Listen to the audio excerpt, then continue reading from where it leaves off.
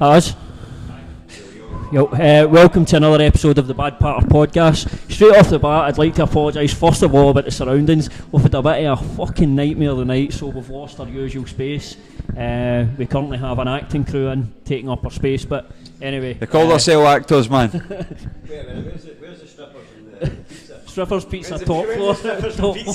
Punching pie. That's what I was promised. I think we need to make... Well, first of all, obviously I'm joined as always by my co-host Chris Bungard. How we doing? And well, that's the man in the middle, Craig Mcintosh, has turned up in an attire that's cheered us all up, I would say. Coach said I need to start spending more time in the gi, so I've been wearing it to work. Pretty much every day, just wearing it. I've got a few different kinds now, just a bit of fashion. Aye. Spend more time with it. Also got the Saturday night sliders on, which you can't see. Oh well, we'll need to get a pan down. No, There we go. Oh my gosh. I'm just thinking if you're there stopping at traffic lights and somebody pulls up, looks to the left and goes, "What the fuck is happening here?" Aye, man, I don't know what they're thinking, to be honest. I don't know what they're thinking. So obviously you've came for jiu-jitsu.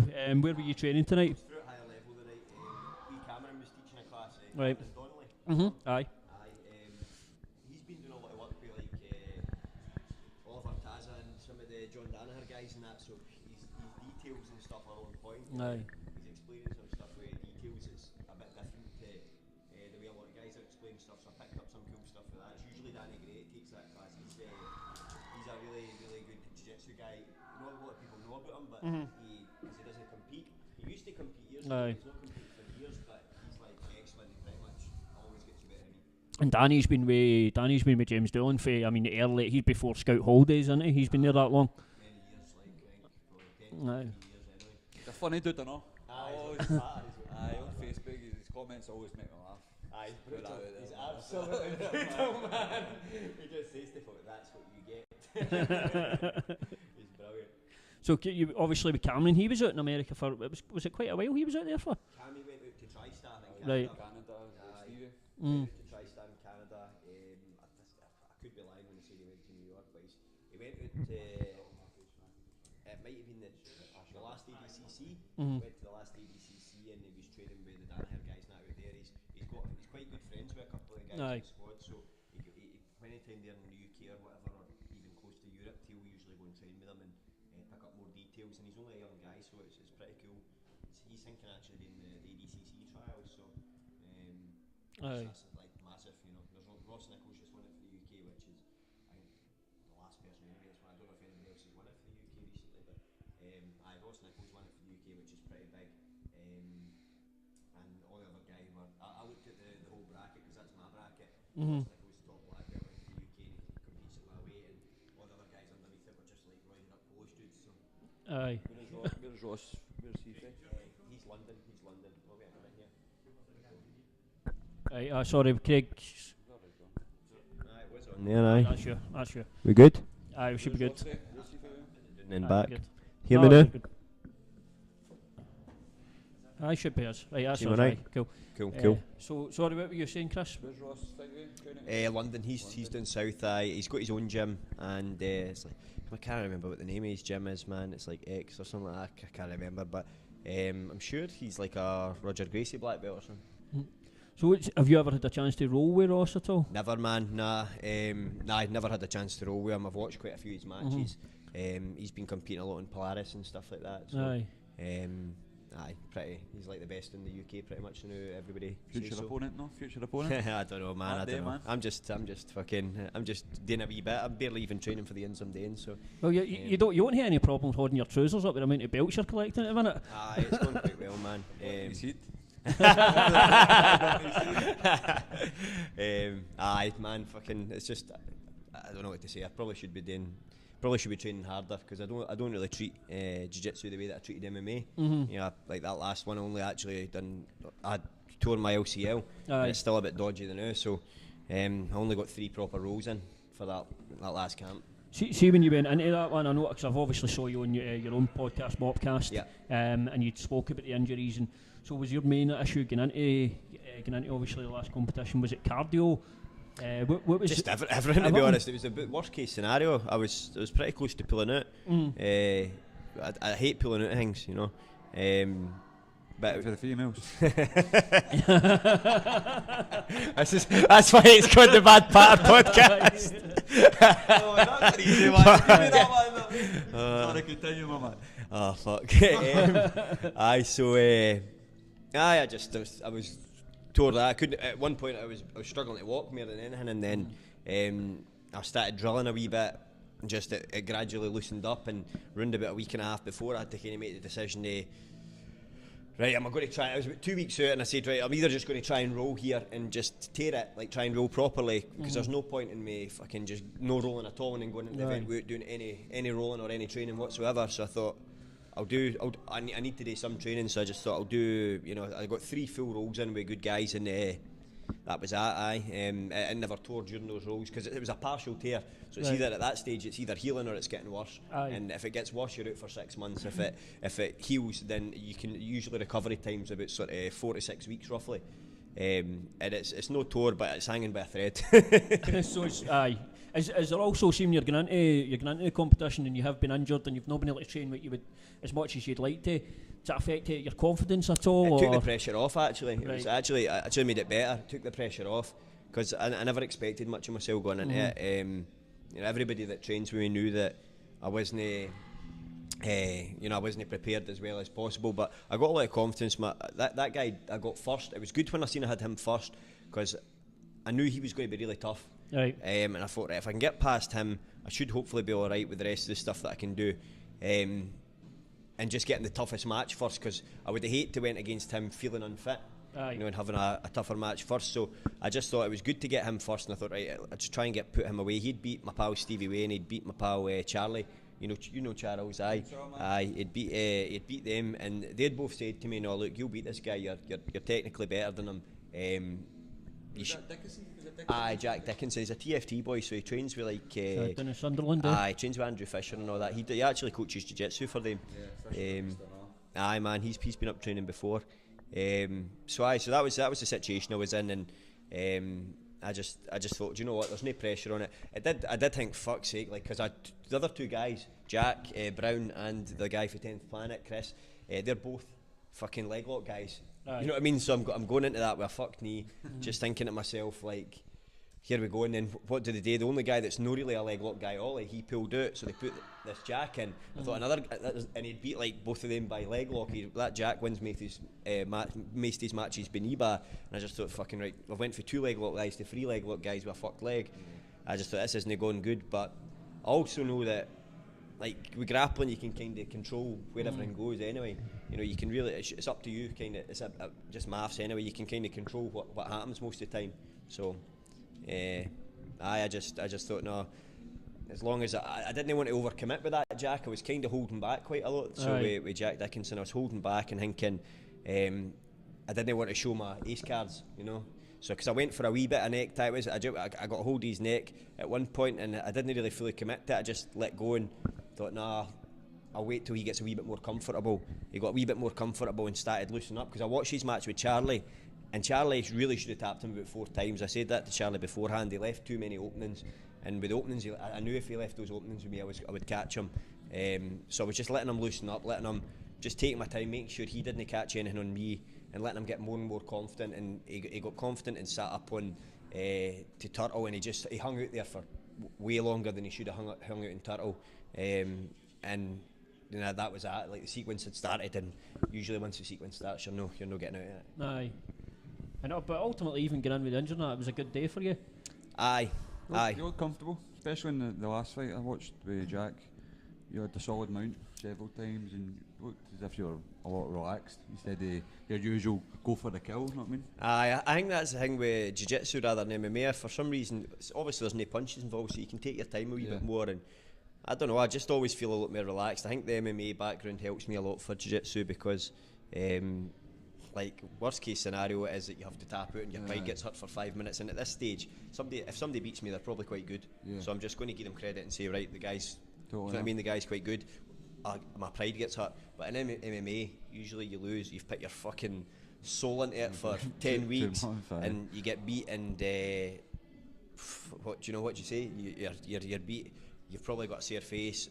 in MMA it's a lot more devastating. So is it almost then that the consequences are a lot higher in MMA? Aye, so nothing else really bothers you. Once you've dealt with the pressure of MMA, nothing else in life at all bothers you. Aye. You definitely looked comfortable in that, like I say, in that second fight. And as you've said, obviously the stuff Alex Enland had said to you as well, that seems to be benefiting you going forward too. Aye, so in my second match, that was a few years ago, I'd rolled with Alex, and he mounted me in one of the rounds, and I was struggling to get him off, and he just explained his kind of thoughts behind mounting, the fact that, you know, you're kind of a conversation about dominance, and that anybody can submit anybody in their day, but controlling somebody is kind of actually more dominant than submitting somebody, you know. Because anybody can sub anybody, but he was just saying, you know, and then he explained, like, it's when there's punches involved, and he taught me one thing, which was like trapping the arm in mount, where you can tire the person out. It's even worse, so you can panic them if there's punches and stuff like that. And I've been, ever since he showed me that, like, it really hit home the way he put it across to me, and I've been using what he had showed us I've been just doing it to people, and it's boring. It's not my style of training, because I'm usually just, like, my way that I've always trained is just try and tap people as many times as I can, and you know, sometimes if I'm training with somebody that's like a lower level, I'll just work stuff that I'm working on. But if I'm rolling the competitive rolls, I'll just try and tap people as many times as I can. So then I just changed that a wee bit and started just trying to control positions, and no matter what they were trying to do to get out, just shutting it down, and trying to keep that position. Even if they were giving up submissions, just not even taking it until the point where they're exhausted and just want to get it. It's quite interesting as well when you say that, because I don't know if you've listened to Rogan's podcast with Kamara Usman. No, I've not listened to it yet, actually. Kamara Usman speaks Big about Marty. something.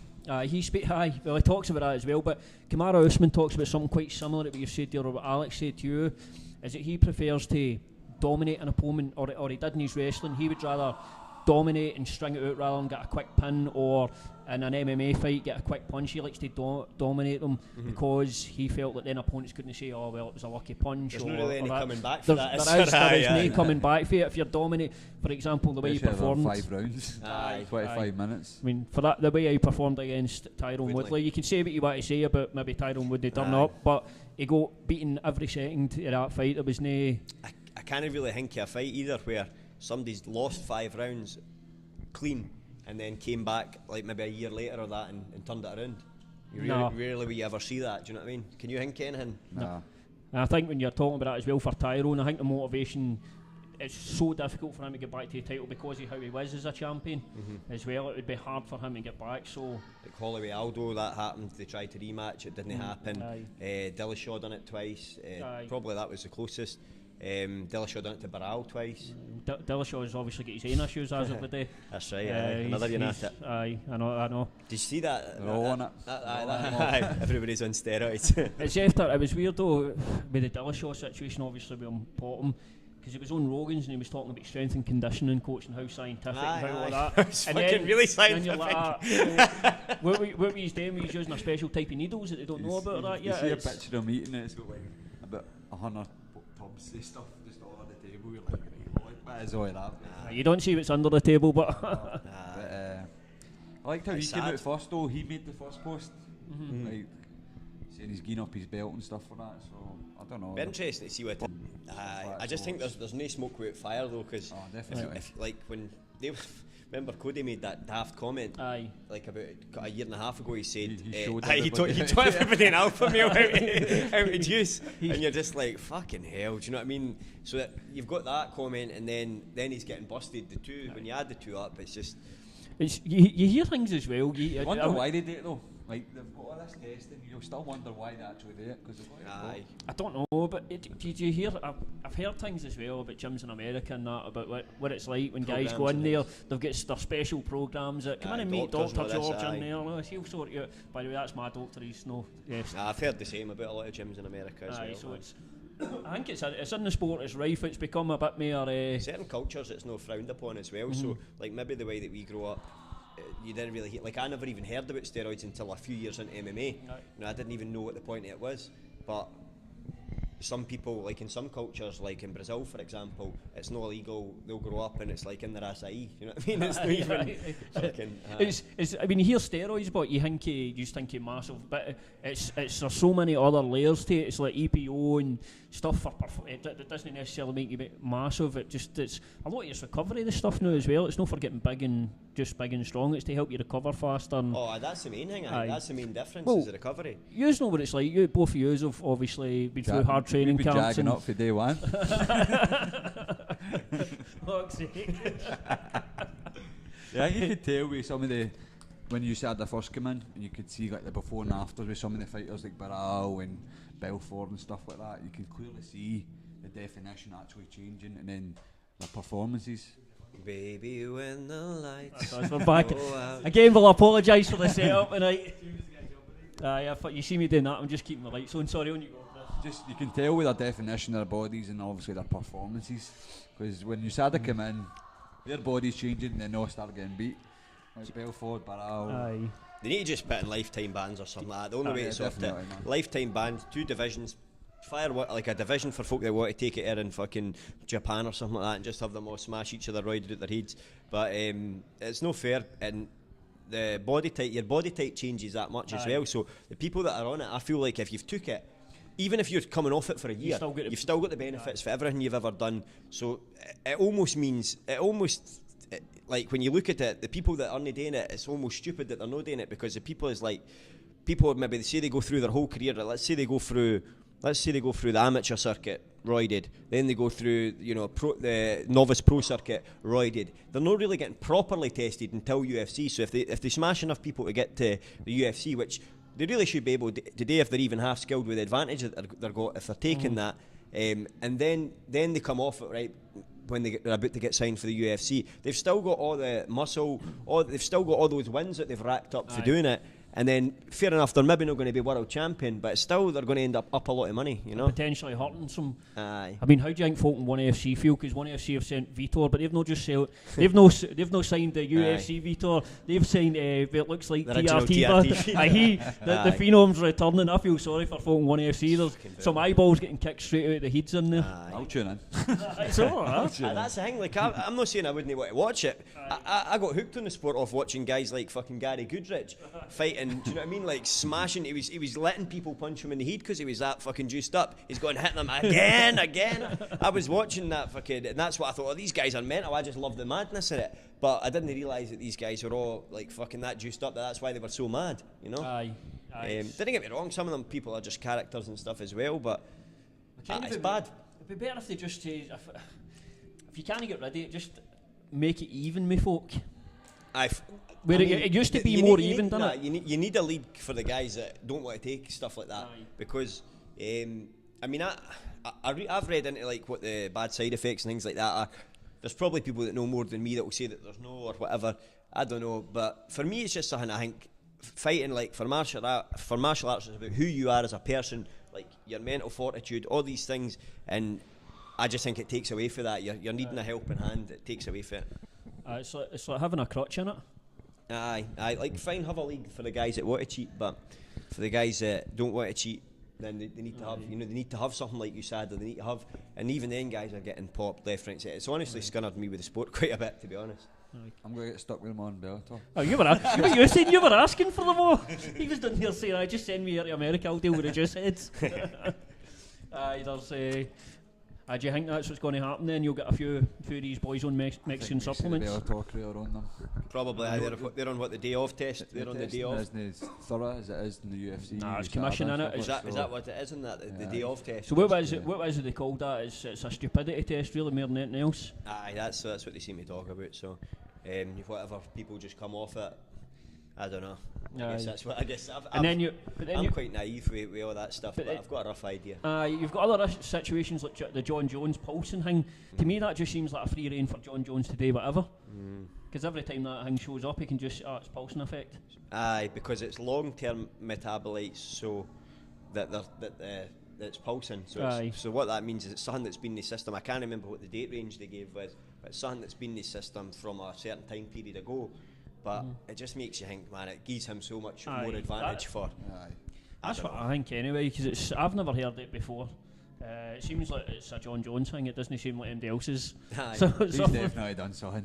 Of course he has. But then you've got the guys that are getting that got papped. Maybe no anymore they wouldn't, but they got papped for weed. Like Nick Diaz ended up getting a thing he overturned when he was smoking weed. At that Gogo Plata finish he got in Vegas years ago against Takanori Gomi. It was one of the best finishes of all time. Got overturned because he had been smoking a wee bit of weed. Like, what the fuck? I know, it's just fucking. It's weird. It's just because the sport's still so young. I mean, there's a lot of things wrong with the sport still in terms of the rule sets. There's so much variance in the scoring, variance in even the referees' criteria. Like the referees make certain decisions, and there's so many things, so many ways to exploit it. I think you need to be stricter with penalties. I think like kicks to the balls and eye pokes and stuff like that. They need to just find a way to get rid of all that as well. Yeah, it's fucking the worst kick to the balls I've ever seen live is your brother against, when we're talking, let's be honest, Daniel Rutwowski was like the side of your house. Jesus Christ! I mean, I saw him and I was like, you see steroids? You see Stevie. Obviously, Stevie's a lot taller, but Stevie's quite not lanky, but he's and then you see him next to Daniel Rutwowski, and you're like, fuck. But that guy used to fight at featherweight. You know what I mean? His head was like the size of Rumble was a welterweight, but not me. Rumble was a welterweight at one point. Crazy, man. It's just fucking growth hormone. You know what I mean? His chin was like out to here. His forehead was fucking huge. And that kick, when I heard that, I've crouched on myself. I felt I was nearly grating for. I think it was a knee. Was against the it cage. Was a kick? If I remember right, anyway. I don't know. It was loud anyway. It was. I got kicked in the balls one time, and a Russian referee picked me up with my heels and started slapping my boat on my feet like a ketchup bottle on the CB, and the guys just slapped me. I'm just looking up at him like, get the fuck away from me. I don't know if I get that, man. So it didn't work then? No, like, I don't know where to go for. See if I could go back and kick one person in the balls, it would be fucking Neil Smith, man. Remember Neil Smith? I was 2 rounds up and I was fucking exhausted at the worst weight cut of my life, man. I'd barely been fucking touched for 2 rounds. Aye. Went out in the 3rd round, absolutely gassed, knew I couldn't even hold my hands up. And if I thought back, if I'd been hinking on my feet, I should have walked right out and just kicked him fucking clean in the balls. I could have probably took a point off, and it would have given me enough time to recover to just see that round out. Even if I took thanking in the round, at least I'd have got the win. You know what I mean? So you never had the crafty veteran heat back on then? No, fucking boom, right out. Or I just went right out, fucking eye poke right to the 2 fingers right in there, man. If you come back and have an MMA fight, Cons will be up straight away going, listen, I fucking saw that podcast. If I come back, I'll be like the Ric Flair MMA man, just hitting folk with the backwards low blows. Woo! That's what I was going to ask. Right. You've no fought in a while. Your last fight was against me. That's right, 3 years ago. It was. Guys maybe know. Me and him fought years ago. My 20th fight, and it was your 20th fight. That's right. When we got to see you back in the cage, because everybody wants it. I want it. I'm thinking I was a mock fan before I fought. Aye, I think this year at some point. It's just time, mate. I just didn't have the time, and I'm the sort of person that if I can't, like, I get major OCD with training. It's not like jiu-jitsu where I can do a few days a week and be alright with it. Like, when I train to fight, you're focused, man. I have to have my 6 days training. I have to be doing it, training in the gym. I get fucking crazy OCD with things like that. And even performances where I've finished guys really quickly, I still really, really critical of myself. And it's shit when you've got that mindset, because I'll just never ever live up to what I expect of myself. So I'm always disappointed, in myself. And I love fighting. It's my favourite thing in the world. It's the only time I feel like I'm doing what I'm meant to be doing in life.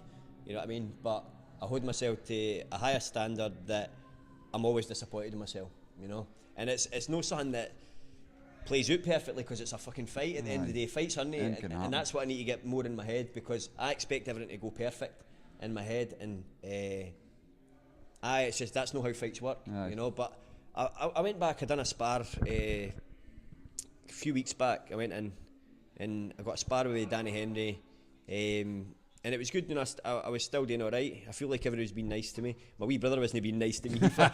He came and fucking went right for me. But you know, I fucking loved it. Do you know what I mean? We had a proper tear up. Obviously, you hated the weight cuts though. Aye. Is there a division that you would come back to? It's not even that I hated the weight cuts. It's just that the dieting. Aye. Like your tuna thing, your tuna and your porridge. I did hate it, but like for me, I feel like I would be in between featherweight and lightweight. Like I feel like if I fought full time and I had all day to train, like if I done it as a living, then featherweight's the right weight for me. I can make that, and I can make that if I'm like. So when I fought you, I made 70 with cutting water. Like I done it with cutting anything, and that was the hardest I've ever trained for a fight. So I trained, I was doing the CrossFit stuff at the time, and because I was doing that like explosive strength and conditioning stuff, the weight just fell off me, and I was able to just with diet, I was able to make 70. But when I used to fight at featherweight, I think because I was restricting myself so much, I could only get myself down to about 73 with water. So I was going for 73, 66, but then when I fought you at 70, I managed to make 70, and I felt the best I'd ever felt in my life, Ken, and that was... So it's just one of the ones where I think, see, when you're concentrating your weight, sometimes it doesn't come off. Maybe the new weight classes, maybe in between. Would that be perfect for you?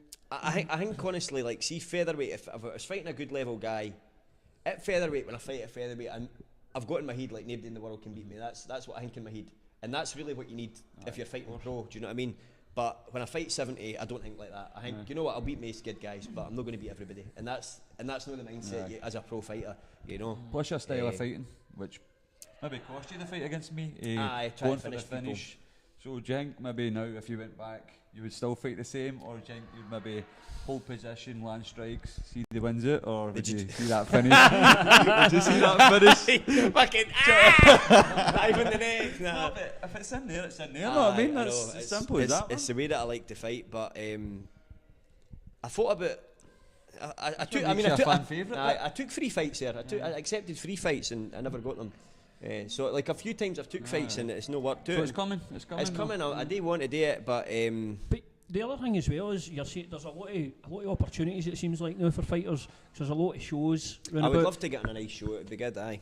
Is it because even just let's say in like Cage Steel the other day there? I mean, if you look at just the views on Facebook on one fight, 20,000 views.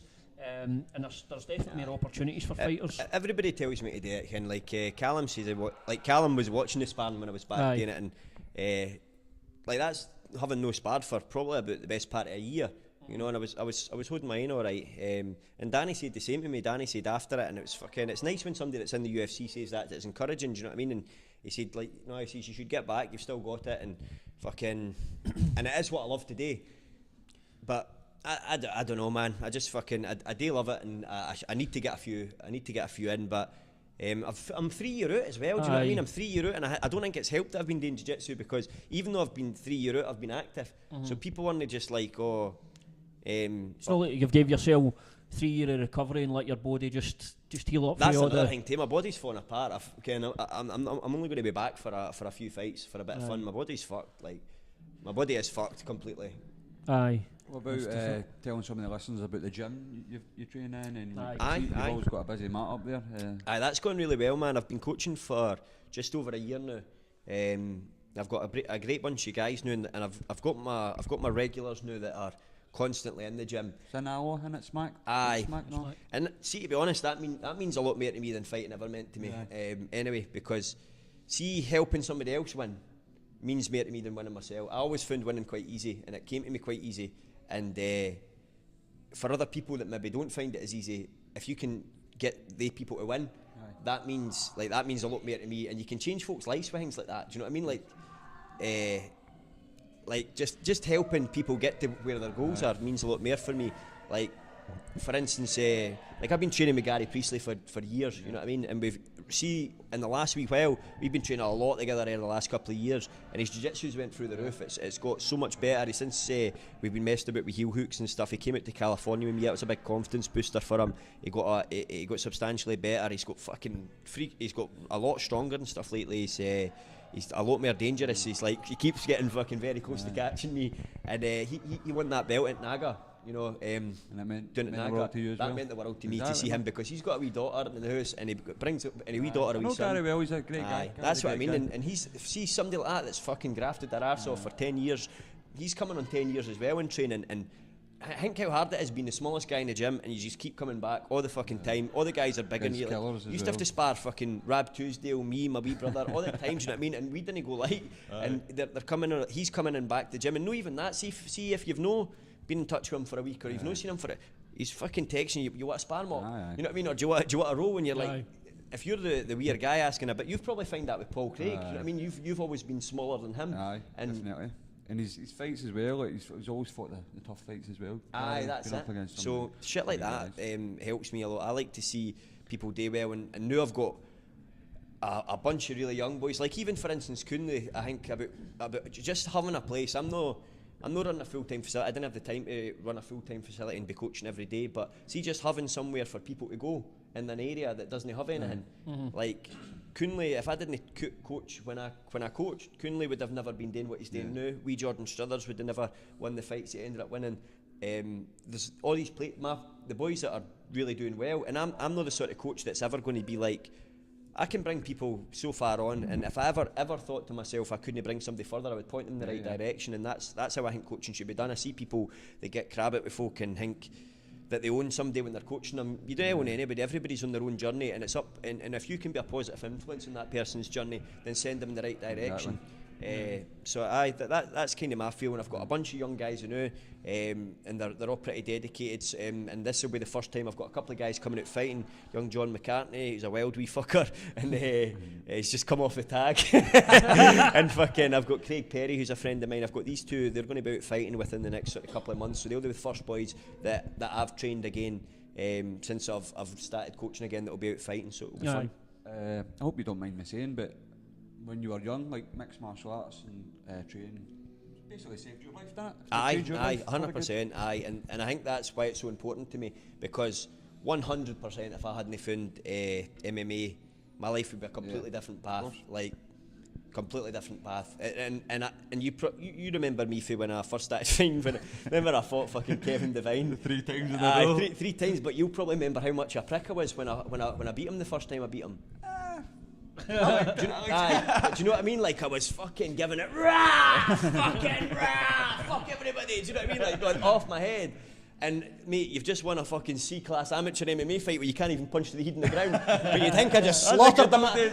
You'd think I just slaughtered somebody in front of the crowd. Do you know what I mean? But it meant the world to me. And with every win, I got more and more humble. And with every the better I got, the more involved and immersed in martial arts I got, the more humble I got, and I started to understand like what it means to be a better person and what martial arts can do for you, and then applied that to everything else in my life, and it's helped me with, like, I'm doing a lot better in my actual career job now, and I train people in my job as well, so the two tie in really well. It helps me learn about how people learn, helps you about dealing with losses, like applying for jobs. When you apply for a job and you get fucking knocked back, it sucks, do you know what I mean? It's the worst, it's shit. You're like, nobody likes rejection, but in martial arts it teaches you how to deal with that rejection and how to overcome it, you know? Aye. Do the way for you sitting here get nostalgic about the old days? Aye, I like the old days of fighting, man. Circuit, but when he was fighting Kev Devine, it was like, Kev's got another fight, I'm fighting that guy again. It started with no like him, to like him in the third fight, then we would every show after that we would just talk. End up chatting. Talk away for about an hour, meet him at Thai shows, MMA shows. So because the next one was Inverness, I think, when you were fighting that boy, had loads of Thai fights, and you were in the we were tournament. We were in the same dressing room, and I was fighting Johnny Goodall, and I took him out for lunch before it. But see, this is how fucking zoned in I was. Like, I don't think I've ever said this publicly, by the way, but like, I was only taking him out for fucking lunch to smash his cunt to get a read on him. You know what I mean? And that's the only thing I was doing, and it's fucking all's fair in love and war. I thought you were going to give him dodgy chatting or something. No, just get a sense of how somebody is, you know. I personally like to make myself as unassuming as possible, as friendly as possible, because ultimately, when I'm fighting, I know what I'm going to do to them anyway. I'm going to try and fucking finish them for the soon as the bell goes. That's what I'm trying to do, and that will always be my intention. So if I be nice to somebody and they want to let their guard down and think, he's just a nice friendly guy, fucking go for it. What was it like for yous two, obviously? Because how long had yous known each other then before yous two actually fought? So 7 years, about something like that. What was it like when yous two get matched against each other? Was it a bit weird? Or we were talking about it was a wee bit weird. I was talking to him before it and stuff like that. But I just come in. One of my favourite fights. And I know you think you didn't perform well, but it was one of my favourite fights. It was back and forth, good atmosphere. It was still a fun fight. It was fucking. It's one of the ones where going into it did feel a bit weird, but it was like, because it was you that I got offered. I think it was you that had asked for it first, as far as I had been told anyway. So I'd said, "Oh, no problem." Like I says, "I can't remember who asked for it." Because I'd came in and said, Bungard's up for a fight, and I said, right, that's fine, because I was just at the time had my name out, I'll fight anybody, and I'd went up for lightweight, so it isn't one of the things where it had to be personal for me either, but like considering your usual pattern, we never fucking said one bad thing. I think teachers are through it. There was no that's what I'm saying. There was no disrespect the full way through. There was no disrespect after it. It was just a fight, and I lost the fight, and that's that. You know? Because I was going to say, because I know what you're like sometimes, obviously leading into a fight, but that time I said that in the build-up. I've always liked Craig, so it was weird fighting him. I can't remember how it came about, but it was a good main event, and on top, it was one of the best on tops it's been actually for atmosphere and stuff. But it's good to look back at it, just me jumping about like an idiot again. He went full time as well, eh? Right after that, man. Pretty much right after that. It was good times. I loved that fight. This will be. I've obviously asked you this before, but see when you started, let's say back in the C class days, and you look at, because you're obviously still about the scene now. You're training, you've got guys coaching, and you're seeing all the different shows and that. What's it like for you seeing how the scene was back then to how it is now? It's amazing to see. Like it's amazing to see, but people don't get it. Like when you're trying to tell people, like, and I don't know if I'm overprotective or whatever, because I'm always going to want people to be over prepared, but I always try and drill into people's heads, like, you've no fucking idea how some of these first-time amateurs are coming in it. Do you know what I mean? Like, some of these first-time amateurs that are coming in are unbelievable. They're like really, really good everywhere. And you're jealous? It's jealous, isn't it? See, I see these 15-year-olds, and I'm talking about animals. I'm like, fuck's sake, what was I doing at 15? That's crazy when you see that. Because they're training every aspect, where we were maybe just brought up with the first one, and we were trying to maybe like a judo or a boxing, then you had to try and mix it all in. That's the thing as well. These young guys are getting everything. These young guys are getting everything. Young guys coming out to be. I mean, I'll tell you who I saw. It was first I saw Sean Clancy fighting. Yep, frightening. And then I watched him fighting. I was just sitting like that. I cannot. I think he was probably fingering somebody in the back of the shed. I was in Bushy's fighting. His name was John. But these guys come to the gym and they see their teammates out in the biggest promotions. Yep. And I've seen how they're trained, their coaches, they're getting mentored right for the get-go. They're not at a dodgy, shitty gym with a guy that doesn't know what he's talking about. So it can only be a good thing. It can only be a good thing for Scottish MMA in general. When you look about Scotland now, I mean, you just look across the country. There's brilliant gyms everywhere up north, across the central belt. I'd like to see more shows though. It's definitely less shows than there used to be. Like when we were back in the day, you know what I mean? Fight most weeks if you want. You're in Inverness, Port Glasgow, Stirling, Dunfermline. You used to have the Viper show all the time. And got on top. Like, you don't get a lot of shows in Aberdeen anymore either, or Inverness. So it's like it was good though. Shows. It was more about where folk were fae as well, because used to be like, they come, folk are hard as fuck, and then you'd be like, and then you'd be like, the Greenock ones stay, you'd be like, those Port Glasgow fuckers, Port Glasgow were hard as fuck as well. Folk were like, those Port Glasgow folk always come to fight, and you would just get you would get sometimes just mad random fights as well, like some Thai guy would just fancy a wee MMA fight, and there was definitely more people doing the MMA now, but I think now it's been publicised that much that folk are, just stay away from MMA guys, you know, you don't get as many guys want to cross train or step inside and just take a risk or anything like that. Well, I mean, we were saying that, but looking, I mean, just even April alone, we've got another couple of shows coming up the end of April. You've got Evolution of Combat, and you've got Art of Combat. I think Arena are coming back again as well. On Top are coming back. So it seems. Who's Arena again? Arena Status. Are they no? I thought they were put. No, they cancelled. All right, well, I'm wrong there. But you've got April. We've got 2 shows at the end of April. I think you've got Ignite up in Alloa as well. Right, that's so quite cool. The shows seem to be popping back. I think that's maybe helped me, obviously, when you look at like guys in the UFC, Bellator, obviously guys out in the UFC, Cage Warriors, Scottish guys are doing great in there. So I think that's hopefully going to keep pushing everything forward here. But the opportunities are definitely there for guys now. I don't know if there's as much for pro guys and stuff like that, but that's better because pro guys now having to travel further afield. I would love a wee crack travelling about. I've never had any good travelling out of fighting. I had one trip to England, I think, and I've had a lot of international opponents, but I've not travelled a lot for it. It'd be good to get, and I get quite a buzz doing things like that. Like, I like the crack. I like travelling away and just fucking you're on a wee trip and getting a bit of adventure out of your fighting, you know. Because you've obviously done it with jiu-jitsu, going out to California and stuff like that, and you've been out to California a few times, haven't you? Aye, I've been out there. It's honestly like a second home to me. I love it out there. Yeah. How's the CD sales gone out there? Not bad, man. I managed to punt a few singing and just mixed it. Those boys weren't half, eh? Did you get stitched up out there with the singing? Was it Gary Priestley? I couldn't believe that. He was fucking great singer, like. He had that in the back pocket anyway. He's just been saving it up. That's all it is. It was quite funny, but honestly, see when he started singing, right? It was like a love song. When the night has come, that one, right? So. There must have been so there must have been a group of about fucking like 10 really big black lasses, right? And I'm sitting there like a wee dorky white boy, right? And they just surrounded me and used me like it was like fucking 10 bears rubbing their arses off a tree. They were just I'm standing in the middle of that, and they were just fucking abusing me, man. I was just like trying to look like I wasn't uncomfortable. I mean, and I was trying to like no racist here, do you know what I mean? But I was just getting squashed. I didn't know what was going on. How close were you to throwing on a couple of submissions? You can't have what you mate. It's 10 lasses, you know what I mean? What you made to do? Just roll with it. Well. Whipped my dick out and rolled with it. Just flag it out of your shoulder like that. But we were talking about grappling tournaments. I saw you've obviously got the team thing coming up. Well, do you know, fuck. Well, I need to speak to the guys about that because I'm also running a white collar MMA event that night, so I fucked that. That's right. And I just realised on the drive through here, I'm like, fuck, I need to message James because I fucked it. I was going to be in that, and I was looking forward to it as well. But I'm training guys for 8 weeks for charity, and then that's on the 18th of May, so I fucked it.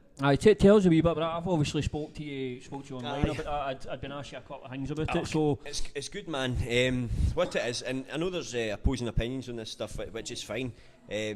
But what it is, right? 8 weeks training the guys get, and then they fight like in a limited rules contest for charity. The guys raise money for charity themselves. It goes to cancer research, and I train them for 8 weeks. And what happens is I'll match them evenly as possible, based on their skill set or whatever. I've done 2 so far, and I've also refed a few for other sort of areas and whatnot. And what I would say is that there's a lot of emphasis on the coach. For it to be safe, there's a lot of emphasis on the coach. The coach needs to make sure that the matches are very, very even. Granted, nobody's going to be skilled after 8 weeks, but what I will say is that I wasn't very skilled when I started fighting as well. I'm not saying it's no dangerous, because fighting as a whole is dangerous, and I think it's just equally as dangerous as fighting, maybe even less so because the guys aren't as skilled.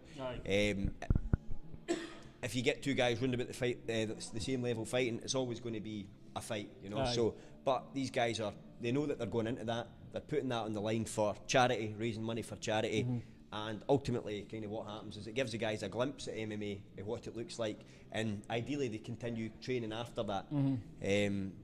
There's a lot of stuff around it. I like to make clear to the guys that this is a charity contest. It's not. You're not an MMA fighter after you've done this, because I've seen a lot of people taking these and thinking I'm an MMA fighter right after it, and that's not the case. You've got a glimpse at MMA, and it's a great platform to build yourself on, and then go into a real training camp, which will maybe be a year down the line that you can look at fighting, but it's not. You're not now a fighter, you know. After 8 weeks, nobody in the fucking world. My initial concern with this was straight away, probably just you've covered it there. My concern was how much training have they got, and my main concern was the matching. Yeah, because if you get a guy that's maybe been training before and he's got a good skill set against a guy that's done nothing, that's when I thought it could. So when I found out you were coaching, it kind of made me feel a bit more. I was a bit more relaxed about it. I'll touch on that, because obviously as a coach you spend. I mean, as soon as somebody walks into a gym, I know right away. If I spend one session with enough people, I can tell how much experience they've got. When you've been training for a certain amount of time, you can see, oh, this guy's got a bit of boxing background, this guy's got a bit of Thai boxing background. You can tell by the way they kick, you can tell by the way they punch, you can tell if they grapple. And I'll personally make sure that I get a wee bit one-on-one time with them, so that I'm feeling them out and seeing what they've got in the locker, seeing what their power's like, seeing what their strength's like, seeing if they have done any jiu-jitsu. Because I did have one guy who, he wasn't from the area, and he decided to do the Alawa event, and I'm careful about, you know, anybody that's going to train under me, I'm always going to be careful about making sure that everybody's safe, or as safe as they can be in a fight. Yeah. And I could tell there was something up with the guy because he'd never came to any of the classes, but he was still wanting to do the event. And I'm saying, right, so where's this guy training if he's not doing any of the classes? So then I went back a wee bit, I'd done a bit of research. I found out the guy had been training for 3 years, on and off doing jiu-jitsu. You know, so I spoke to I found out where he had been training, spoke to the person's coach, and I got an exact time scale of how much he'd been training, how consistently he'd been training. He hadn't got his blue belt, but he's no far off a blue belt, basically, this guy, and he was trying to do the white collar event, which to me was just totally out of order. So what I done was, I drafted in a blue belt from jiu-jitsu that wanted to do MMA for him to fight and got him beat, you know. See, that would be my concern with these things. You've obviously looked into it and you're doing due diligence, but I guess where the concern could be is if there are guys that aren't, because that's the one thing you worry about, guys coming in way experienced, trying to be a bit sneaky about it just to get in. I've definitely seen that as well on other events. Guys with judo experience just flipping guys in the read and submitting them in 10 seconds. It's quite a, for me, it's quite like, the guy had too much experience on me. So. On the flip side of that, what I'd say as well is, you see it on every fucking show in the UK. Oh, absolutely. With guys that, in pro reel contests, where guys have never done a fucking, like, you can tell that they're taxi drivers and they're going out and fighting somebody that's dangerous. Do you know what I mean? I fought a few myself, mate. Let's be honest, we've seen it, and I've seen sometimes it. Sometimes people save shows. Because the guys have been event or they sell tickets, let's draft in this guy to take a beating, and it's sad, but I've had one of them myself. I've had one of the guys as well myself, and you didn't even feel good after beating them. You're like, what the fuck? Do you know what I mean? Don't celebrate. I think the worst instance of that was mind the shit show in Glasgow. You were commentating, and they were trying to get that. What's that? He's still trying to sue me, man. Can we talk about this? Oh, right. Is he? You're kidding me, man. Well, I can talk about it. I've not got fuck all, so I can talk about it. The commentator. Right. Was it Rage in the Cage? Well, I'll talk about it then. They had a guy fighting an amateur guy who'd never fought before, and they had their tournament with like Ian Feenan and all that. Aye. They tried to get this young guy who'd never fought before to fight in the tournament against Feenan, and was it Mateus? Aye. I mean that's fucking. He was making his amateur debut, and he was trying to shaft him up to a pro tournament. So there's fucking that nearly happened to me when I remember when I started, man. Fucking, it was on that Headhunter show that I ended up fighting Kev Devine on, and I was meant to be fighting. I can't even remember what it was. Coach says to me, "You're fighting at 73 kilo. Just turn up." I never had a name or you know what it was like. You just wanted to fight, so you just fucking turned up to shows to try and fight. Never knew who you were fighting. Just fucking went for it. So I turned up to this show and. The guy was meant to be apparently matched where he was like, he'd had Thai fights, all these other fucking fights. Nobody had looked into who I was meant to be fighting. I hadn't looked into who I was meant to be fighting. But this guy was a bit of a fucking beast anyway. And he came right up to me and he said, "Listen, mate, I was matched with you, but I've fought this, and this." He said, I've told my coach, like, I'm not fighting you, it's no fair.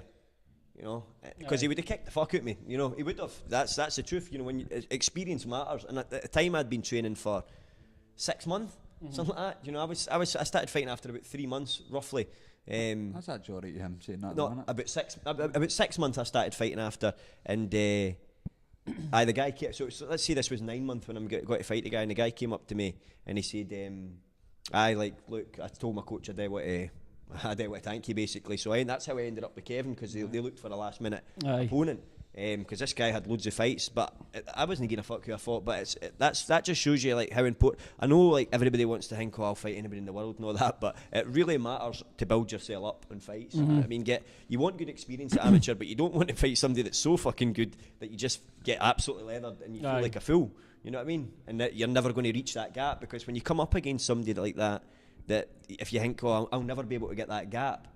I'll never catch that gap up, then it's just discouraging, you know. That's where a good coach comes in as well, though, isn't it? That's where your coach really, really matters. So, like, it's great to have the mentality, I'll fight anybody, everybody's got to have that as a fighter, but at the same time, it's a coach's job to keep people on the right track and fight the right people at the right times, you know. It's one of the things boxing's done well for a long time, is they know how to build guys. They've just got the bigger pool, you know, they've got the bigger pool, and they can do it really smart, where they can be like, this guy, like, he's won a title, but he's also doesn't he do well against southpaws, and you're a great southpaw, you know, like they've just got the bigger pool that they can get the right they guys. Can get specific type of fighters in to give them these small tests and small jumps all the time. More money in it and stuff. I also feel that they don't get tested until like 20-0, like boxers.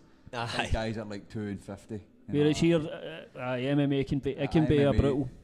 Right after the bat. I tested. I thought you were talking drugs. No, you're right. I tested with real fights sort of thing. I looked at a guy's record yesterday. He was like 20-0, and like all the guys he'd fought. He's a boxer, and he was like 2-50, 0-20. And like, these are all the guys. He's 20-0. He's a professional. He's still making money. And it's like probably still making fighting me at the hydro and stuff. I'm like.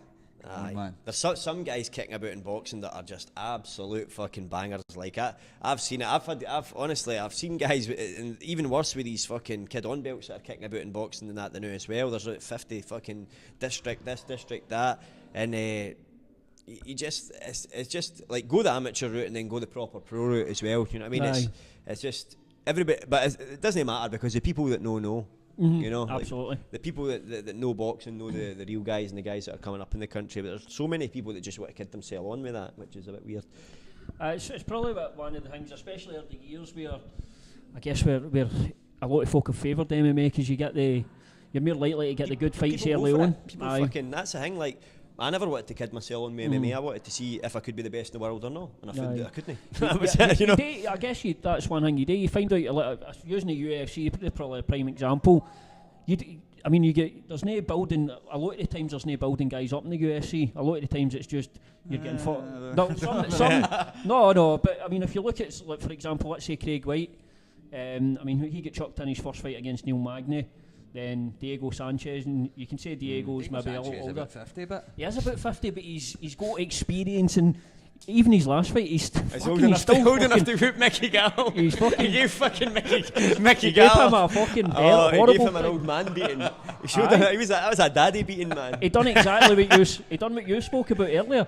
He just controlled him. Put a pace on him the day, man. It just. The madness, man, took over. What a nice guy he is, by the way. I met him in Vegas and fucking couldn't believe what a nice guy he was. You could probably tell he just doesn't get as many people anymore coming up to him to say that, like even just to say like I just went up to him and says, look, I'm a massive fan. I love all your fights. Fucking, you're a legend. And he was like, he's honestly, thanks so much for coming up to me. Like, really sincere. He's like, I really appreciate you saying that, man. Fucking all the best and everything. And I was just like, what a great guy. You know? I think of the knowledge he must have, though. He's been there. I don't know about that. I don't think he knows the first half of his name. No, he must have a wealth of knowledge about the sport. He's been in it that long. I'm not talking about his general knowledge if you got to ask him about science. I'm talking about he's no winning the chase anyway. I don't know. He might win that celebrity one. Oh jeez. He's fucking he's had more punches and lunches, man. Diego, if you're watching this, he's slating you, by the way. At the yoga. Any questions in by any chance? Right, so I bet there's one for your brass slagging you at some point. Somebody did ask who's better. You're usual, the best fighter. Aye, definitely my brother. Aye. The better him up. Well, I'm probably the better one just in general, but better guy.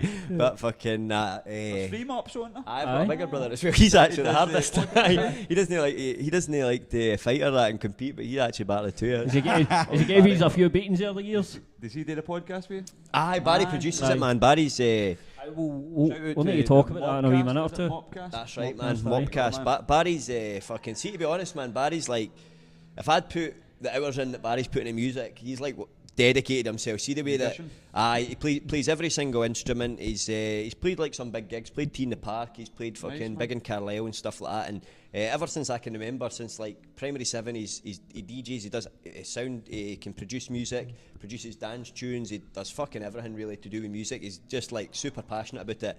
Obsessed. Like yourself though. The way that is, he's obsessed with music, and I mean the amount of hours he spent over the years is incredible with music. I mean just hours and hours and hours and hours and hours all night. Like even when he had a girlfriend, his girlfriend would just come and sit and talk to him, like he's been with his girlfriend for like 12, 13 years or something, and I can remember she would just come in the house and he would just be sitting fucking about with music, like, and she would just be there, like hanging out with him, like that was always his number one priority. And so he's the best out of three, you say? He's the best. That's it. But he's producing the Mobcast. So bottom then. He's the best, then it's you, then Stevie at the bottom. Stevie fights the best. Stevie fights the best, man. What about grappling? You and Stevie in a grapple? You tying him in knots? All Stevie. Aye, I'm still the big brother there, man. He doesn't give a fuck. He's like, I don't care, I'll just punch fuck him. The Ben Askren stoppage, what's your thoughts on that? I thought it was wrong, aye. So that, shocking. Alright, just straight for training. I was trying to make a joke that I need to spend more time in the game to try and get promoted at some point, but so I've been wearing it to work. But nah, just came straight for training, man. Nice one. Brilliant. So this is a question for D Maxwell. What makes a good fighter? Well, I'll let the fighters answer this then. The guest answer it. I'm a shout fighter. I've just got a lot of heart. I think self-belief's massive. Like that's massive. If you do believe in yourself, because a lot of time nobody else believes in you. Like that was the thing that carried me through, was believing in myself. A lot of people, but you don't always. I didn't believe in myself at first. It was a turning point for me. I can remember the exact moment I started believing in myself. It was just before I entered into the 4-man tournament in Inverness, and my coach phoned me and he said. It was my coach Josh, who sadly passed away, but he phoned me and he believed in me before I believed in myself, which is the biggest thing a coach can obviously do for you. And it got to, it was about April or something like that. I think it was about May, roughly late April, May. I got a phone call for him. I was at my work. I still remember the toilet I was in when I answered the phone, snuck off to answer the phone. He says, "Mop, I've got an opportunity for a fight for you. It's a 4-man tournament up in Inverness." He says it's going to be the best boys in the country at your weight class. He says it's going to be difficult, but he says all the boys will be more experienced than you and stuff. And but he says, but I think if you train hard, that you can win it. And I fucking remember I said, "Oh, right," like it was a bit of a shock, and I was like, right, because I just came off a good knockout win against Chris McDougall. And people like that, and so that I think got me the opportunity, because I was probably a bit like, I was the least experienced going into the tournament. And I remember I went, "Okay, Josh," I answered just automatically. I went, "Okay, Josh, I'll have a think about it and let you know in the next few days." And as soon as I hung up the phone, I thought to myself, what the fuck are you doing this for? Like, what are you even fucking fighting for if you're not going to fucking take any fight? Do you know what I mean? Like, what are you even doing this for? And I just said, I phoned him straight back. Like, as soon as I hung up the phone, I just phoned him straight back. I said, "Josh, I'll take that fight, no problem." I said, "I'll go beat these boys." And I did, and that was it. And that was good boys in it as well, Darren Clark. Aye, it was Darren Clark, Johnny Goodall. There was another boy, Ollie's son, Ollie. I remember that. I remember the wee flyer. I fought in the show. Cool. You fought the boy that had loads of Thai fights, wasn't it? Darren Clark, man, it was. To be honest, I think the whole thing was made for him to win it, because Mike Logie was his mate. I think they thought I was the easiest fight, so they gave. I mean, that could just be my paranoia, but I think they thought I was the easiest fight, and they gave me to Darren first. I felt like I won 2 rounds, and they gave him a third. They made it go to a third round for us to fight in the third, and then I subbed him in the third. Aye, that really pissed me off, because I thought, wait a minute, I've done enough to win these 2 rounds, and then when he put the third, I thought, I'm not leaving it to judges, and he threw a head kick at me. And I remember thinking in the fight, I was like, when he threw the head kick, I slipped it, and I thought, no, you try to fucking knock me out with what I knocked your boy out with.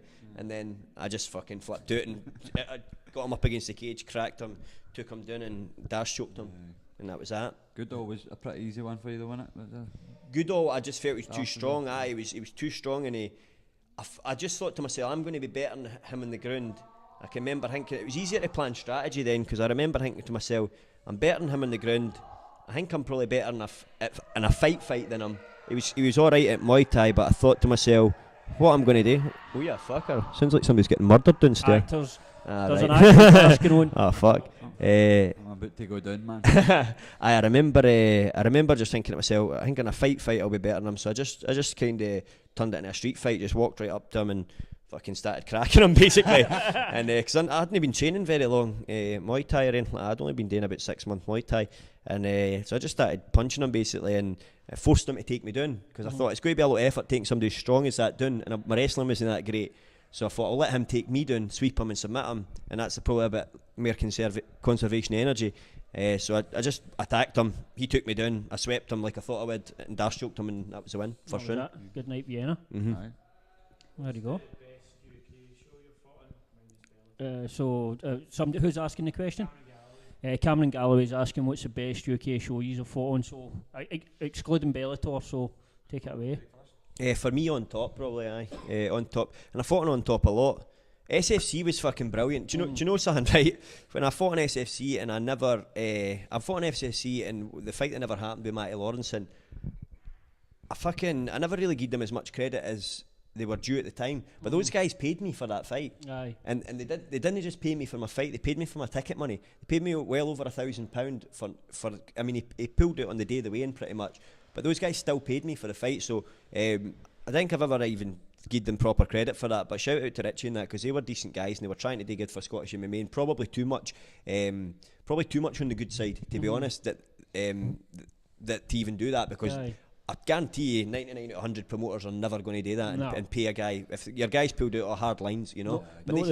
Not the regional level anyway. Rich is a good guy. That was really, really good for him, and it was his decision as well. So fucking shout out to Richie for that, because that was really good, and I was relying on the money as well. So big shout out to him for that. What about you, Chris? Lawrenson actually important to me as well. Actually, I'd say SFC in Kelvin Hall, the one I fought Callum Hunter in. That was my favourite show. When they used to do it in the Kelvin Hall, it was heavy. That'd be cool to fight in there. It was sold out.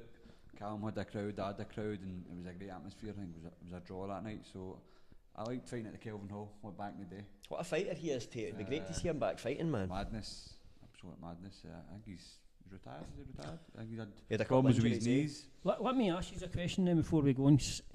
All the guys that you have seen coming up through the scene, who's the one guy that you felt could have made it but just fell away for the scene, maybe too early, whether it be through injury or just something else related? Is there any that sticks out in your minds? I can think of a few people that were good examples of like guys that were just a bit fucking freaky in the day, like Paul Lopez. Remember him when he first started? He went like 7-0. He was my first fight and he subbed me in like under a minute. He had a good guard, a good damn bar. He just pulled guard on everybody and submitted them. He beat like 7 people in a row, all under a minute, and then Callum eventually beat him after that. But like he was fucking really, and it was some of them were really good guys. But it's funny. I always laugh at that, because you see somebody go on a win streak now, on a fucking 3-fight win streak, and they're telling everybody they're going to be the next big thing. You know what I mean? Aye. This guy fought sub 7 people and he barely heard a peep at him for it. He's a really a good guy. I don't know, man. I don't know. Nobody's really left my gym where I thought they could have went for. I see thousands come and go and just can't be arsed and fall away for the sport. Maybe even get a couple of wins and then fall away. But nobody that really stuck out for me, for my gym anyway. What about guys that maybe no performed at their potential? For me, because I can think of one that comes to mind for like somebody for your gym that everybody always talked about was brilliant. For me, the now is young Robbie, who's a young boy for Hit Squad, who's 0-2, who is an absolute beast in the gym, and his fights have been close as well. But I know people, when they look at his record, he's 0-2. I'll fight him, and I wouldn't want to fight this young boy. And he's only, I'm sure he's only 16 or 17. But I think young Robbie's like, I think he'll go far if he sticks in at it. But he gets a lot nervous on the day. But he's an absolute animal in the gym. But he's got a 0-2 record, which is not him. Records can be super misleading in MMA, I think, because you can look at somebody on a win streak and then do a bit of digging on the actual win streak itself and go, man, that win streak's not worth a fuck. And you can look at guys that have lost a few fights, but then you look at the guys who have fought and you're like, there. So sometimes the records, I think the records can be a wee bit misleading. Everybody always used to speak about how good Davey McDonald was, and how talented he was. And I know Davey, like, he's a really nice guy, but I just thought that would have sprung to mind. I didn't think of Davey, to be honest. I've not seen him in a while. But Davey had the wrestling background and the boxing background. It was like a perfect combo. But same again, just drifted away from the sport. Family man now as well, so it's hard to people come and go. And it's not for everybody. Yeah, it's not for everybody. And if you're in to make money, you're in the ring business. That's for sure. Like you have to sacrifice a fucking lot. Pennies, even as a pro, you're making pennies. Like that's my last on top fight before I got signed with Bellator. I fought for £600. You know what I mean? For a pro fighter, for a title fight, that's shite. You know what I mean? I was looking at taking a fight there I liked the fight. The fight was against a black belt, a Brazilian black belt, on that Ashan show that he's been running. I watched that, man. Aye. What was the guy like? Just fighting a bum? No, he was actually fighting a Romanian guy. It was good, but the stoppage was fucking dreadful. The guy was 0-5 that he was fighting. The Romanian dude was like 0-5. He had his back, and it was just like pepper me strikes, but the guy was keeping tight, and the ref stopped the fight. It was shocking finish, but the guy was a black belt. Aye. So Leonardo Souza or something. That's right, because I looked at that guy, that Souza, and I fancied the fight, and I thought that looks like a good fight for me. He's like 5-1, but I looked at his wins, and I'm not being funny, right? I'm fucking telling you. I looked at this boy's wins, and he's got his mate that's got a cage. He's got 5 other of his mates. He's got a fucking camera. And he's just filmed beating a cunt up that's his pal. I'm fucking telling you. He's got about 20,000 followers, I know. I'm telling you, fucking YouTube that boy, and he's doing a fake fight, and if that's the ones that's on his record, he's not beat anybody in real life. Aye. I'm telling you. And then the fact that he took that fight with that boy, it was 0-5, but they offered me £200 for it, and I thought, I know Ashan, right, and I've known Ashan for fucking years, and that's why I was actually it might not have been him messaging me, because it was through the actual group thing that they were messaging, and honestly I just thought to myself, £200 fucking pound. I'm not being funny, but I've trained, man. I've never took a break for training. I've fucking, like, imagine you trained and done an engineering course, anything. Fucking anything, to get offered £200 to fight somebody. And I thought, wait a minute here, I'm going to sell fucking loads of tickets. Who's the A side of this deal? Some fucking Brazilian nobody knows, or a boy that's going to sell out at least half the fucking arena because I've not fought in years. And it was just insulting to me, man. And then they did come back. To be fair to them, they did come back with another offer where they said like it was like £50 extra or £100 extra, and then it was like, I think they said we'll do a £5 a ticket or something like that. But at that point, I just thought to myself, I was that insulted for the message. I thought, fuck you. Like, that's honestly what I thought to myself. I just thought, do you know what? That's fucking insulting. And it was more the way that it was worded, the messages that I was getting, and it just made me think. And then you take into consideration the guy's his mate. It's a promotion you've never worked with before. You don't know if you're even like I didn't know I had to do a bit of digging to find it was actually Ashan's promotion, because imagine that's been my pal for years. So I get on with all the boys usually, but like I said, I was just the word in it was quite insulting, and I just thought to myself, like, the fight I actually fancied. You know, and the more and more closer I got to seeing the fight happening, and then when I seen the match done with like an 0-5 boy, I started thinking I would fucking actually really like to fight that boy.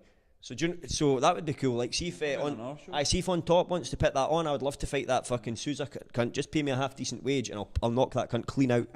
Aye. So an on top's coming back pretty soon. There you go. Official. James Lake, message him. Make this happen. Think of the ticket sales, mate. We took away a wee bit there. Aye. That's it. Aye. Any other questions? Aye. That was the old mock coming back. That's it. Aye. That was Dire Straits, man. This guy introduced me to Dire Straits. Fight my teammate, and I'm like, oh, that's a tune, man. That's a tune. Money, that place used to go fucking mental, man. I love it. I was coming out, folk were hitting me in that. As I was coming out with my pals, they're like, hey! Every time I hear it, I just think, I thought. Alright, I'll really. Sorry, I'm repeating it back here. I thought he was asking me. So Cameron Galloway's asking who's gave the lads their toughest fight. See, for me, because first of all, I'd be talking shit if Paul McBain fucking finished me twice. The second time was a bit dodgy, but he did finish me twice. The bottom line, he had me in a fucking fully locked out triangle. The second time had been a locked out triangle.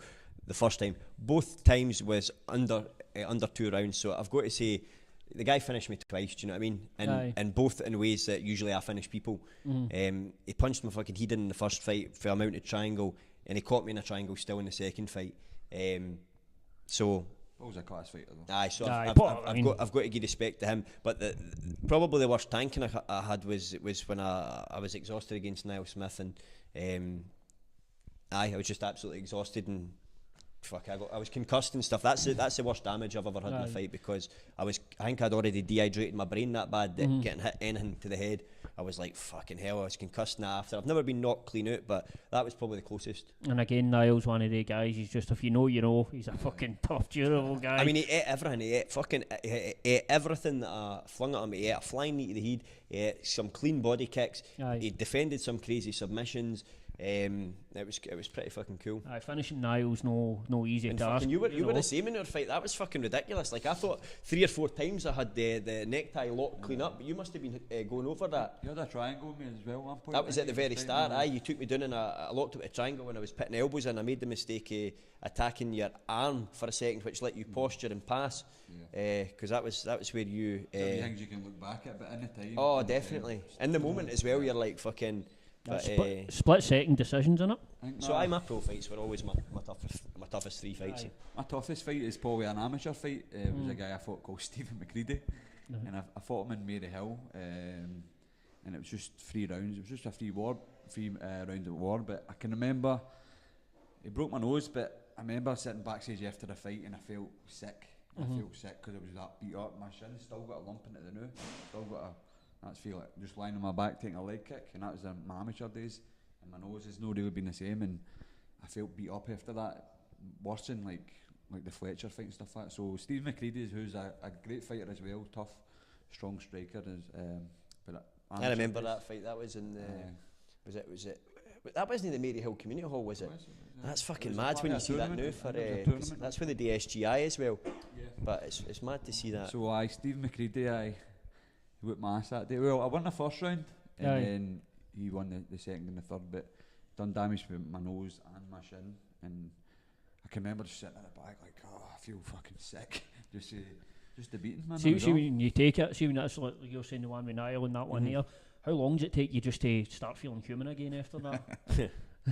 If you ever do. Until your fucking face cleans up. Looking in the mirror seeing a beaten man, but it's all part of the sport. I mean, somebody wins and somebody loses. That's it. I've went in every fight. You go in every fight expecting that, or at least that's a possibility. You need to know that that's a possibility, or you're going to fucking fold when it goes bad. I guess it's like what you said to that Aaron Chalmers, isn't it? Welcome to MMA. This is what it is. But the best thing is about them, like I love all them. They're actually probably my favourite things because that's when you really get to know yourself. Like see when Paul McBain had me in a mounted triangle and he's punching my fucking face in. I had one hand left, one was trapped in an armbar while he was punching me with his other hand, and I can remember thinking to myself, you better knock me out with these punches because there's a fucking 0 chance I'm tapping. You know, so that's when you get to know yourself. And then the other one with Niall, I know going into the third round I couldn't even hold my hands up, but I had battered him for 2 rounds and he was due to get to knock me out. You know, it'd have been easy for me to fucking be like, oh fuck, or pretend I'm exhausted, or fuck it, I don't know, spill water or some shit. But no, wait, I've battered you for 2 rounds. It's your third round. You get your chance to batter me. And he could see that in my eyes, and I could see that in his eyes, and you can tell that for somebody's eyes. And you know, he seen it right away in my eyes, and he pounced on me, and that's what he did. You know, but I deserved that. Rocky treatment in it. Well, there you go. We get anything else coming up?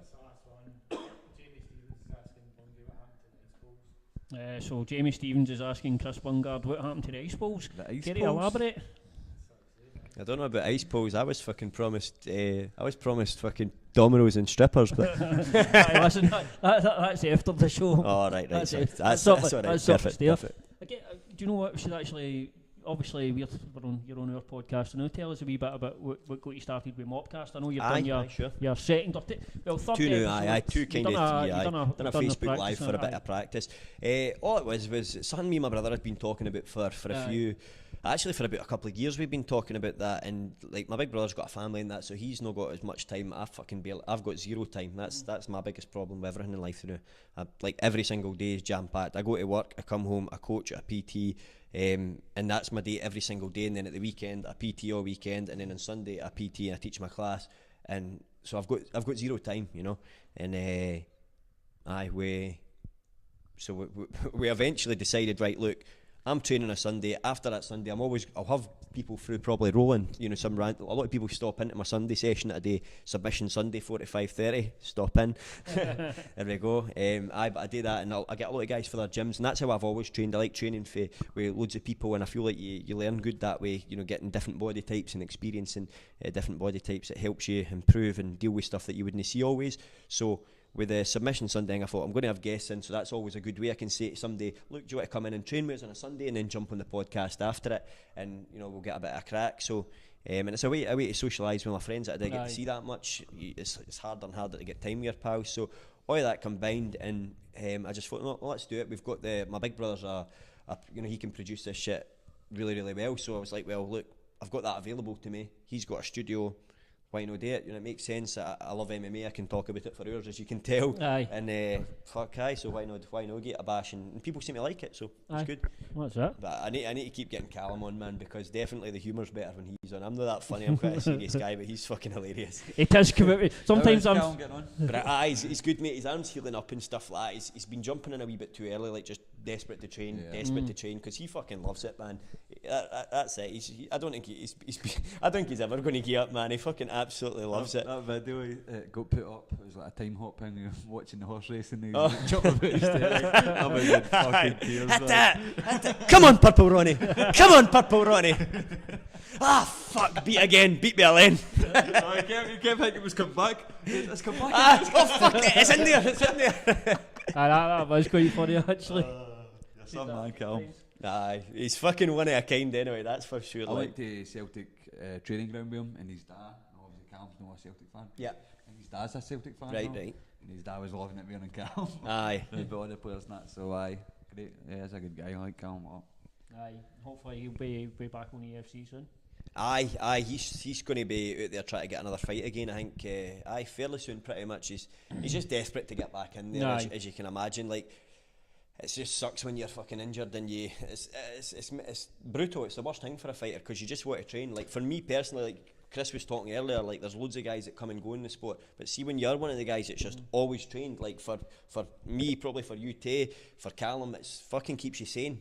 Like, if I wasn't training, I don't know what the fuck I'd be doing. I'd probably be in the jail or fuck knows, you know. There must be the other side to it as well. When you're signed to a promotion like EFC, I mean EFC, it's not like a regional promotion. They pay well, they treat you well, pay you good money, give you good opportunities. When you're injured, you can't take the opportunities and earn that money that you could if you're fit. If Graham Carmel just happens to be listening to this, get my wee brother on it, man. He's trying to get on one of these bigger shows. He keeps getting injured, but he's want to fight on these bigger shows and he deserves it. He had some opportunities as well, didn't he? But then obviously the hand again. That's it, aye. But Stevie treats MMA like I treat MMA. He takes no shortcuts. He trains every fucking day. He trains like every second he can get. He trains on his lunch break. He's training at the gym all the time. He doesn't take days off. He doesn't take shortcuts. He doesn't cheat. He doesn't take steroids. He deserves an opportunity. Yeah, and I've seen him in the gym with the one glove on and that when I've been there. Aye, that's what I mean. He's just in with the one glove, in just with one glove, just on. working on other stuff. Do you know what I mean? And it's shit. It's shit when you put that much into it and you're not getting what you deserve out of it. Absolutely. Well, I listened. That's been a good chat. Aye, it is. Obviously, I want to apologise. Normally, our podcast is more professional than this, but we've just had a bit of an issue. And obviously, Craig's travelling a bit through, so we did not want to cancel the night. We wanted to make sure it's happening. Next time we'll have you on, we'll be downstairs. We'll be downstairs. Big table, big spread, strippers, pizza. No actors. And just quickly tell people where they can catch the Mopcast. Cool. Mopcast usually every Sunday around about 7:30. We'll usually post on the page. You can add it on Instagram, add it on Facebook. It's got its own YouTube channel, so Mopcast that is. And if always my other session I like to promote is always my Submission Sunday session. That's 4 to 5:30, and it's just open mic. Guys come for loads of different gyms, and it's just usually 45 minutes technique, 45 minutes rolling. It's getting real popular, so I'm enjoying that. Is that gi or no gi? No gi, just no gi, man. Aye, depending how busy the mat is, we'll either sub wrestle or we'll just roll. And is that up Mallow as well? Aye, that's it. Scottish Martial Arts Centre where I'm coaching. And can people just turn up to that or drop you a message first hand? It's always obviously more courteous to drop a message, but people can turn up as well. I get guys coming for all different gyms, so it's perfect. Cool. And guess just lastly for us, as always, guys, we appreciate you watching the show. Obviously, if you can like and share on YouTube, Facebook, that goes a long way to help us going forward. And again, I just want to apologise for the settings tonight. Couldn't be avoided, but we did not want to cancel. But the show goes on as always. I'm showing up like this made it worth a while. We've got to say that's been the best entrance to a podcast so far. We need to see the shoes again. There you go. There we go. As always, thanks very much. Thank you very much, man. That's it. Cheers. Cheers.